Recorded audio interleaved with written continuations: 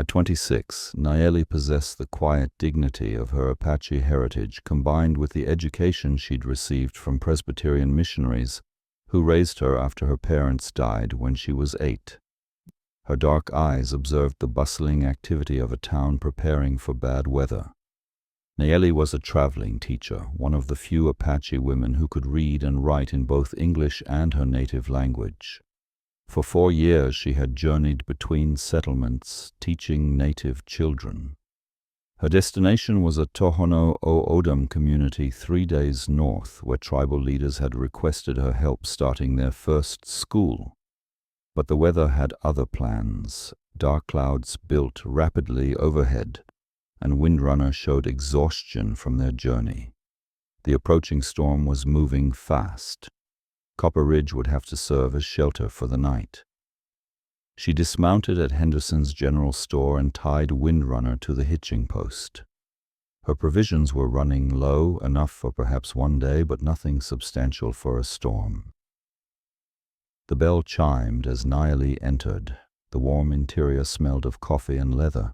Several customers stopped talking when they noticed her. Behind the counter stood Mr. Henderson, who looked up from his ledger and frowned. "We don't serve your kind here," Henderson said flatly. "You best move along." Nayeli maintained her composure. "I have money, sir. I just need supplies for the storm." "I don't care if you have gold coins. No Apache sets foot in my store as a customer." Other customers stared openly. A woman whispered to her companion while 2 miners nodded approvingly. "Please," Nayeli said quietly. "I'm a teacher. I work with children." "Teacher?" Henderson laughed harshly. "What could an Apache teach except how to scalp decent folks? Get out before I call the sheriff." Nayeli walked toward the door with measured steps. "That's right. Keep walking," one of the miners called. "Go back where you belong." She tried Murphy's dry goods with the same result. Then the bakery, where Mrs. Coleman pointed toward the door before Nayeli could speak. The boarding house proprietor slammed the door in her face. By evening, the first snowflakes were falling. Nayeli stood on the empty street as darkness fell. She had money for a week's supplies, but in Copper Ridge her Apache blood made her unwelcome. Windrunner nickered softly, sensing her distress. She could try pushing through the storm, but riding in a blizzard was dangerous. Without supplies, she risked freezing before morning. A figure approached through the swirling snow, a tall man in a heavy coat walking with confident strides. As he drew closer, she saw he was probably 40 with weathered features and intelligent blue eyes. "Ma'am," he said, touching his hat brim, "this is no weather for standing outdoors. Are you in need of assistance?" Nayeli hesitated. "I've been trying to secure lodging and supplies, but the merchants here don't serve Apache customers." The man's expression darkened with disgust. "That's shameful. No one should be turned away from shelter, especially with weather like this." He extended his hand. "I'm Jack Morrison. I own a ranch outside town. Nayeli Crow Feather. I'm a traveling teacher." "A teacher? That's admirable work." Jack looked around the empty street. "Come with me." Without waiting for her response, Jack walked toward Henderson's store and pushed through the door forcefully. "Henderson," Jack called loudly, "I need to make a purchase." Henderson looked up with a smile that faltered when he saw Nayeli behind Jack. "Jack, good to see you, but I told this person we don't serve her kind." "Her kind?" Jack's voice was dangerously quiet. "You mean teachers? Women? Human beings?" "She's Apache. We can't have them thinking they can just walk into decent establishments." Jack stepped closer. "Miss Crowfeather is a customer with money, and you're going to serve her, or I'll take my business, and every rancher I know, to the new store in Prescott." Henderson went pale. Jack's threat carried weight, but his prejudices ran deep. I can't, Jack. What would people think?" "They'd think you were showing basic decency. But apparently that's too much to ask. Jack turned to Nayeli. Come on, we'll get what you need elsewhere. As they walked toward the door, Henderson called desperately, Jack, wait, let's discuss this. But Jack didn't stop. He led Nayeli into the intensifying storm. I'm sorry about that, Jack said over the wind. This town has good people, but ignorance seems more common than sense. You don't need to apologize for others. Maybe not, but I can help your situation. My ranch has food and a warm bunkhouse. You're welcome until this storm passes. Nayeli stared through the snow, hardly believing what she heard. After hours of rejection, this stranger offered exactly what she needed: food, shelter, and recognition of her humanity. That's very kind, but I don't want to impose or cause trouble. Jack smiled. The only trouble I'm worried about is letting someone freeze because of others' ignorance. Let's get you and your horse out of this storm. As they made their way through the blizzard toward Jack's wagon, Nayeli felt something she hadn't experienced in years. Hope. Not just for shelter, but for the possibility that decency still existed in a world often determined to crush it. Behind them, Copper Ridge disappeared into the white darkness. Ahead lay warmth, food, and the promise of being treated with basic respect. For the first time in days, Nayeli smiled. The Morrison Ranch emerged from the blizzard like a dream. Through the snow, Nayeli could see a substantial operation, a large house, outbuildings, and corrals, speaking of prosperity built through hard work. Warm light glowed from the windows. Jack guided his wagon to the barn where they sheltered from the storm. Inside was warm and dry, filled with scents of hay and leather. Several horses nickered softly, and Nayeli was relieved to see Windrunner settled with fresh water and feed. I brought your horse in while you were negotiating with the merchants, Jack explained with a smile. Seemed right. The house interior was modest but comfortable: sturdy furniture, clean floors, organized simplicity. A large fireplace dominated the main room with a cheerful fire. Bookshelves lined one wall with an eclectic collection. Sit by the fire and warm up, Jack said, hanging his coat. I'll get coffee and see what we have for supper. Nayeli hesitated. Mr. Morrison, I can pay for food and lodging. I'm not looking for charity. Jack turned with a serious expression. You're not a customer, you're a guest. Any person caught in a storm would be welcome, and I'd be insulted if they tried to pay for basic decency. But my being here could cause problems. If word gets back— Let it, Jack interrupted firmly. I've been living according to others' opinions too long. Time I started living by my own conscience. While Jack prepared coffee, Nayeli explored the room drawn to the bookshelves. She found ranching volumes, but also literature, philosophy, and surprisingly books about Native American cultures. One caught her eye: Apache stories and legends. You read Apache literature? She asked when Jack returned with coffee. Jack followed her gaze and nodded. I served in the army during the Apache Wars. After discharge, I realized I'd been fighting people I didn't understand. So I started reading, learning about cultures I'd been taught to fear. That's unusual for a former soldier. The more I learned, the more I realized how much beauty we'd dismissed as a savage. Jack gestured to a chair. Please, sit. As Nayeli settled by the fire, tension left her shoulders for the first time in days. You mentioned you're a teacher, Jack said. How did you come to that profession? Presbyterian missionaries raised me after my parents were killed. They educated me, and I discovered talent for languages and literature. At 18, I realized I could help my people navigate the white world while preserving our traditions. Being caught between two worlds must be challenging. Sometimes impossible, Nayeli admitted. White society sees me as a savage. Native communities sometimes see me as abandoning heritage for white ways. Truth is more complicated than either side wants. Jack nodded thoughtfully. Their conversation was interrupted by intensifying wind outside. "This storm will last through tomorrow," he observed. "You're welcome as long as necessary." Jack disappeared and returned with impressive food: fresh bread, ham, cheese, preserved vegetables, honey. He arranged everything on the table, creating a feast that made Nayeli's stomach growl. "When did you last eat properly?" Jack asked. "Yesterday morning. I expected to resupply in Copper Ridge."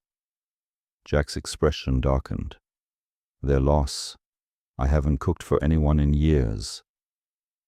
As they shared the meal, conversation ranged from books to frontier life. Nayeli found herself relaxing, especially around white men. Jack treated her opinions with respect, never condescending. "Do you enjoy teaching?" Jack asked. "I love it," Nayeli replied. "There's something magical about a child's face when they first understand that marks represent words and ideas. Many have never seen books before. That's a powerful gift. Education opens doors even when society tries to keep them closed." Nayeli paused. "Though sometimes I wonder if I'm helping students or making them dissatisfied with limitations they'll face." Jack considered this. "Maybe both. But isn't it better to know what's possible, even if difficult, than never know at all?" A loud bang outside made them look toward the window. A tree branch had broken under snow weight, crashing against the barn. "I should check the animals," Jack said, reaching for his coat. "I'll come. I know horses." Together they worked through the storm to calm the animals and make repairs. Jack treated her as a capable partner, asking opinions and trusting her expertise. "You know animals," Jack observed. "My father taught me. He said horses sense true character, and anyone earning a horse's trust was worth knowing." "Your father sounds wise." "He and my mother both. They taught me strength comes not from fighting the world, but from understanding your place and refusing to let others define your worth." Walking back through the storm, Jack was quiet. "Finally, meeting you has reminded me of something I'd forgotten." "What's that?" "That courage isn't always about fighting. Sometimes it's about continuing to be decent when the world gives you every reason not to be." Back by the fire, as they prepared to retire, Nayeli spoke. "Mr. Morrison, may I ask why you helped me? You could have walked past like everyone else." Jack stared into the fire. "I lost my wife 3 years ago to influenza. Sarah was the kind of person who never met a stranger, never saw differences before need. She would have been appalled by how that town treated you. I'm sorry for your loss. I helped you because it was right, and because I want to be the man Sarah believed I could be. She used to say character is revealed not by how we treat people who can help us, but by how we treat people who can't." As Nayeli settled into the guest room, she thought about his words and the remarkable day. Tomorrow, the storm would pass and she'd continue north. But tonight, for the first time in longer than she could remember, she fell asleep feeling valued, respected, and genuinely cared for. Nayeli woke to the sound of silence, the profound quiet that follows a major storm. Sunlight streamed through the guest room window, illuminating a world transformed by snow. Every surface was covered in pristine white, from the fence posts to the barn roof, creating a landscape that looked like something from a fairy tale. She dressed quickly and made her way to the main room, where she found Jack already up and preparing breakfast. The aroma of coffee, bacon, and fresh biscuits filled the air, making her stomach growl with appreciation. "Good morning," Jack said, looking up from the stove with a smile. "I hope you slept well.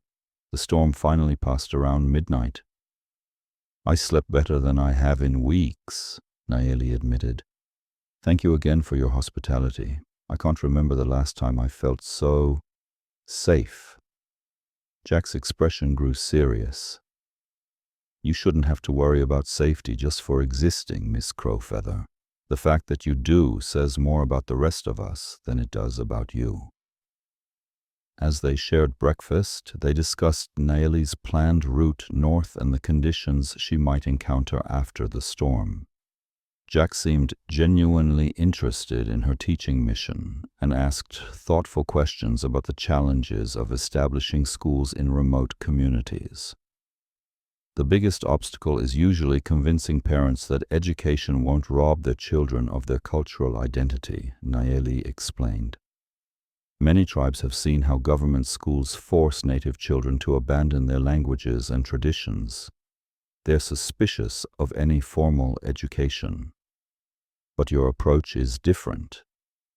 Completely. I teach reading and writing in both English and the local native language. I use traditional stories to teach literature, incorporate tribal history into lessons, and always emphasize that education should strengthen cultural identity, not replace it. Jack nodded approvingly. That sounds like wisdom to me. The world is changing whether we like it or not, but that doesn't mean good traditions have to be lost. Their conversation was interrupted by the sound of horses approaching. Through the window they could see 3 riders making their way carefully through the snow-covered landscape toward the house. Nayeli immediately tensed, recognizing the type of men who might come calling on a rancher who had shown kindness to an Apache woman. "Stay calm," Jack murmured, noticing her reaction. "Let me handle this." The riders turned out to be Mayor Coleman from Copper Ridge, Sheriff Williams, and a man Nayeli didn't recognize, but whose expensive clothes and confident bearing suggested he was someone of importance in the community.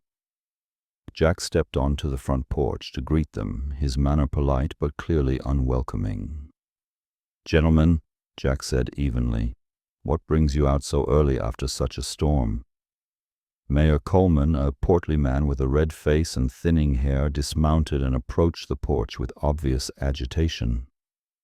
"Jack, we need to talk. We heard you took in that Apache woman yesterday." "I provided shelter to a fellow human being caught in a dangerous storm," Jack replied carefully. "Is that a problem?" "It could be," said the third man, who stepped forward with the authority of someone accustomed to being the most important person in any room. "I'm Samuel Hartwell, Territorial Representative. I'm here because concerned citizens brought some troubling reports to my attention." Sheriff Williams, a thin man with nervous eyes, cleared his throat. "Jack, you know I respect you, but harboring hostile Indians could be seen as aiding and abetting enemies of the territory." "Hostile?" Jack's voice carried a dangerous edge. "Miss Crowfeather is a teacher, not a warrior. She's educated, peaceful, and was traveling on legitimate business when your town decided to treat her like an animal." "That's not the point," Mayor Coleman interjected. "You can't ignore proper protocols. There are procedures for dealing with Indians entering white settlements." "Such as starving them and leaving them to freeze?" Jack asked pointedly. From inside, Nayeli heard every word. She felt guilty about the trouble her presence caused, but moved by Jack's continued defense. "The territorial government has specific policies regarding Indian-white relations," Hartwell said officially. "By providing aid without authorization, you may have violated territorial statutes."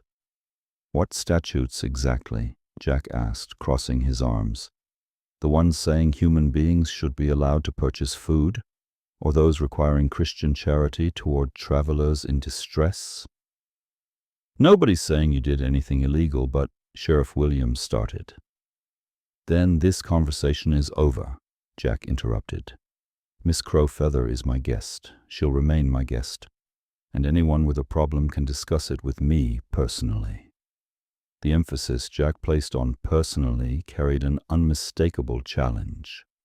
"There's no need for threats," Hartwell said quickly.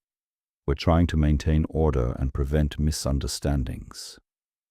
"The only misunderstanding is the idea that a person's worth is determined by skin color rather than character."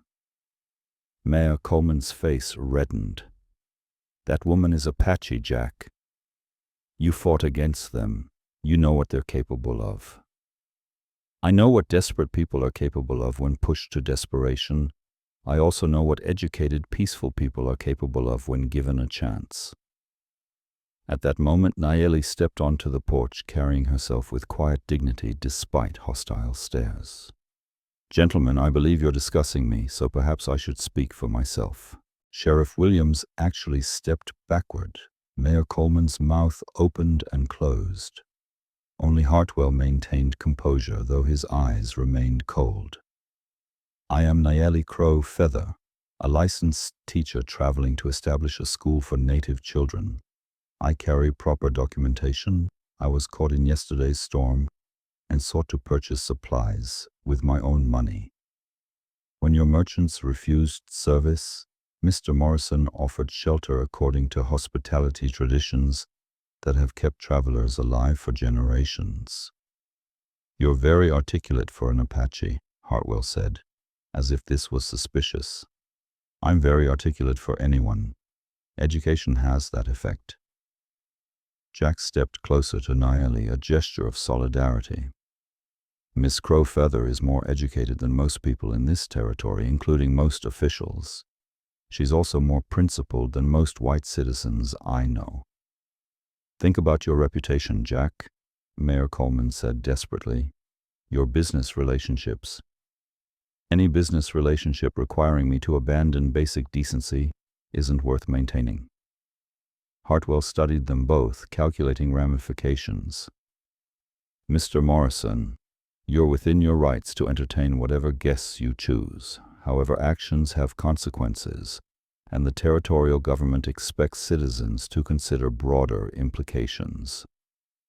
"I understand perfectly. I also understand that moral courage sometimes requires accepting those consequences."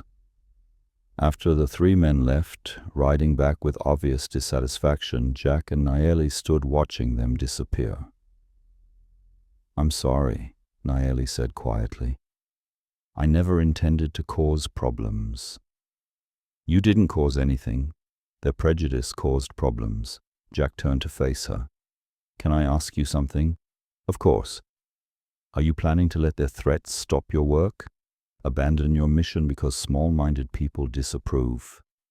Those children need education, and I'm qualified to provide it while respecting their heritage." "Then why should I let threats stop me from doing what's right? Why abandon my principles because ignorant people disapprove?" Nayeli looked at him with growing admiration and concern. "Because you have more to lose. I'm already an outsider. You have a successful ranch, community standing, a life built here. What good is success built on compromising everything you believe? What's the point of community standing if the community stands for fundamentally wrong things?" As they walked back inside, Nayeli realized Jack faced the same choice she had years ago: conform to society's expectations or live by his moral compass, regardless of cost. His choice would affect not just his life, but hers.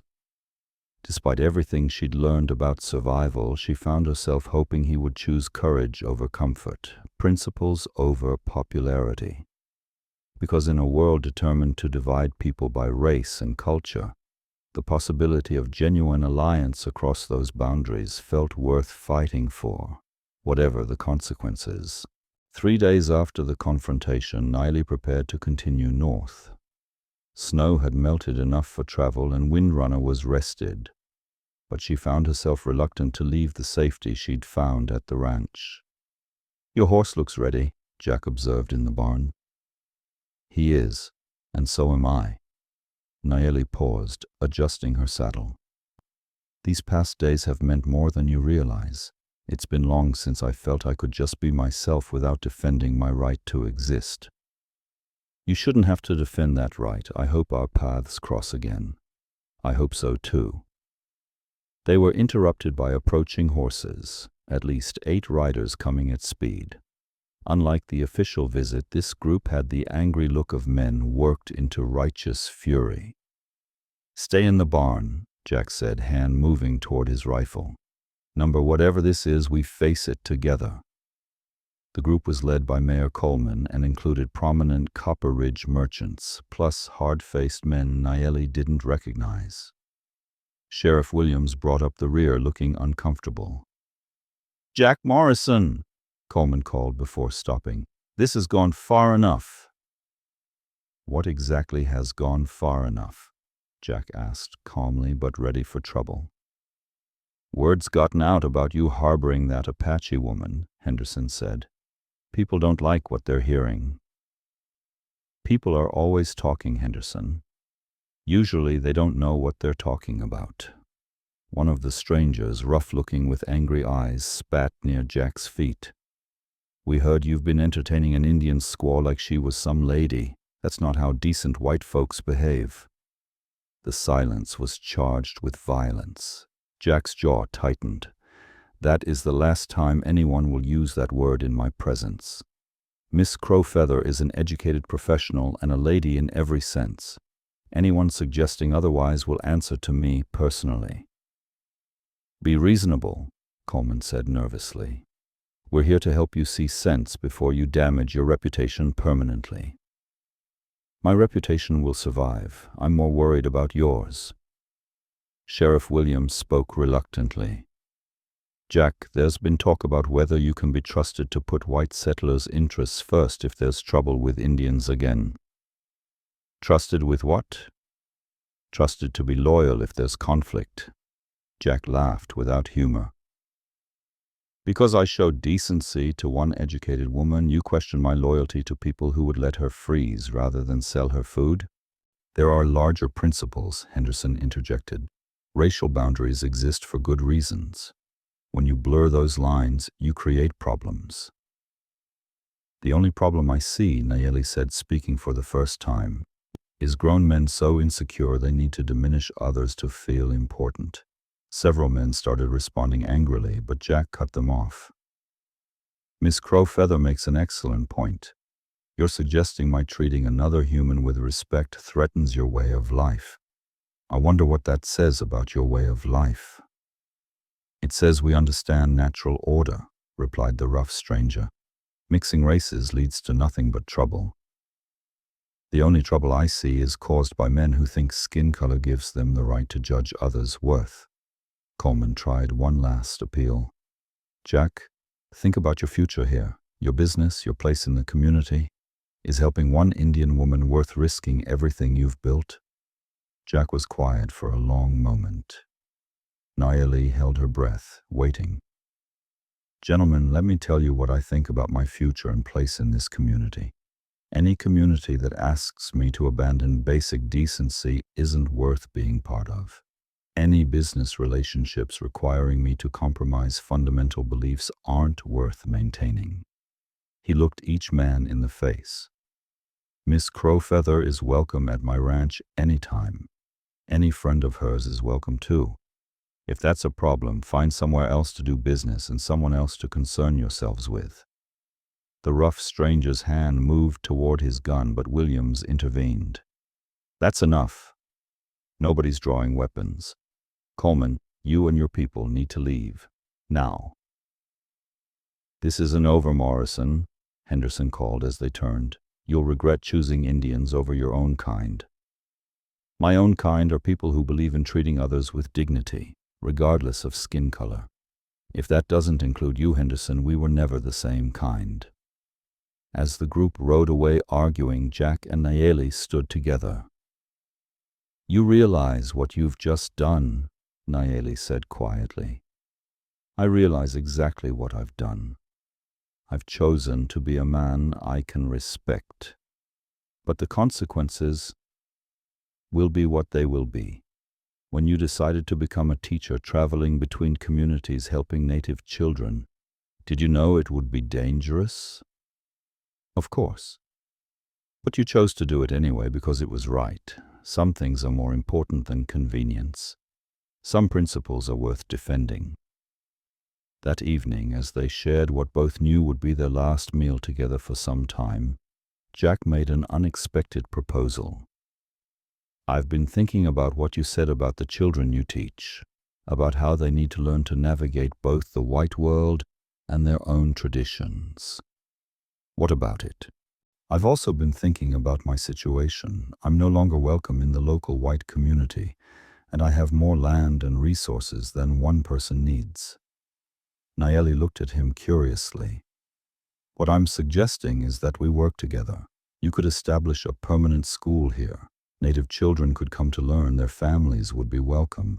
We could create a place where education happens alongside respect for tradition, where cultural boundaries are bridges instead of walls.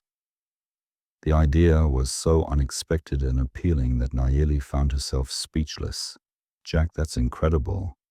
But the challenges would be enormous. The territorial government would oppose it. Local communities would fight it, and tribes might be suspicious of any school associated with a white rancher. All true, but consider this. You're already doing this work under difficult conditions. Here you'd have a permanent base, adequate resources, and at least one reliable ally. And you'd have a ranch full of Native Americans that your neighbors would see as confirmation of their worst suspicions. Let them think what they want. I'm more interested in what we could accomplish together. Nayeli realized Jack was offering something she'd never dared dream. The chance to do her work without constantly worrying about survival. The opportunity to create something permanent. And most importantly, true partnership with someone who shared her beliefs about human dignity. If we did this, it would have to be genuine partnership. Equal voices in all decisions, shared risks and responsibilities. I wouldn't want it any other way. And we'd have to be prepared for serious opposition. Some will see what we're doing as a threat to everything they believe about racial separation. Good.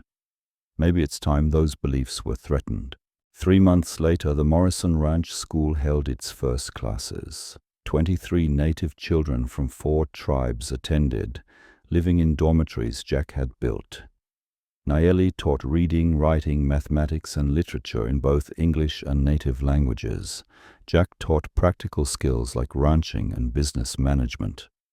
The school faced constant challenges, opposition from officials, hostility from white communities, and initial tribal suspicion.